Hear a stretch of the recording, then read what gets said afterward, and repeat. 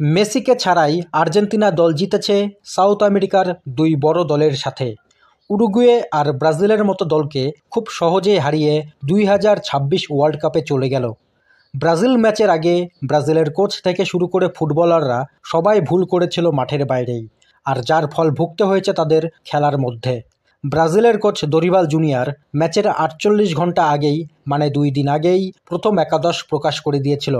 আর আর্জেন্টিনার coach Lionel স্কোলানি ভালো মতোই প্ল্যান করে মাঠে নেমেছিল।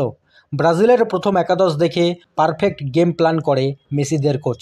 আমরা সবাই জানি ট্যাকটিক্সের দিক দিয়ে আর্জেন্টিনার কোচ লিওনেল স্কোলানি কত বড় মাপের। 4 জন মিডফিল্ডারকে নামিয়ে পুরো গেমটাকে কন্ট্রোল করলো। অন্যদিকে বোকা সেজে গেল ব্রাজিলের কোচ দরিবাল জুনিয়র। ব্রাজিলের প্রথম একাদশে ফরোয়ার্ড দিয়েই ভরপুর ছিল। 4 জন ফরোয়ার্ডকে খেলাতে গিয়ে মিডে প্লেয়ার রেখেছে মাত্র 2টি।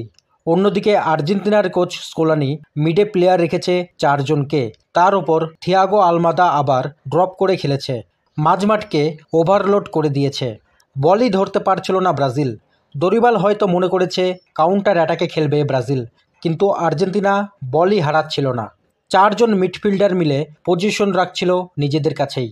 একটা মিস্টেকে গোল খেয়েছিল, কিন্তু পুরো ম্যাচে ডোমিনেট করেছে আর্জেন্টিনা। এদিকে ম্যাচ শেষে রড্রিগো ডিপল বলে, অনেক দিন ধরে আমাদেরকে ছোট করার চেষ্টা করা হচ্ছিল। আমরা কয়েক বছর ধরে বিশ্বের সেরা জাতীয় দল এবং আমরা তা নিয়মিত প্রমাণ করেছি। তাদের উচিত আমাদের প্রতি যথেষ্ট সম্মান দেখানো। এদিকে ম্যাচের আগে রাফিনা আর্জেন্টিনাকে নিয়ে যেসব মন্তব্য করে তা নিয়ে জুলিয়ান আলভারেজ বলেন, রাফিনার ধমকিতে গেমের মধ্যে স্পার্ক এনে দিয়েছিল, কিন্তু আমরা তাদেরকে ম্যাচের মধ্যে নাচিয়ে দিয়েছি। রাফিনা হয়তো উত্তেজনায় ইগো থেকে এটা বলেছে, কিন্তু তাকে এটা মাথায় রাখতে হবে, এভাবে কথা বলার জন্য ভিনিসিয়াসকে অনেক ট্রলের শিকার হতে হয়। নেক্সট টাইমে রাফিনার যাতে এটা মাথায় থাকে। আর্জেন্টিনার আরেক প্লেয়ার লিয়ান্দ্রো পারাদেস বলে, তোমাদের ম্যাচের আগে এত কথা বলা উচিত হয়নি, যখন তোমরা সেটা মাঠে করে দেখাতে পারবা না। যখনই রাফিনা সেই কথাটি বলে, আমি সেটা আমাদের হোয়াটসঅ্যাপ গ্রুপে পাঠিয়ে দিই। আমরা সবসময় আমাদের কথা মাঠে বলি, আর হ্যাঁ, আমরা বিশ্ব চ্যাম্পিয়ন। এদিকে ম্যাচের মধ্যে আর্জেন্টিনা দল অসাধারণ খেলেছে। Ball holding, control, passing, team combination সব কিছুই পারফেক্ট ছিল।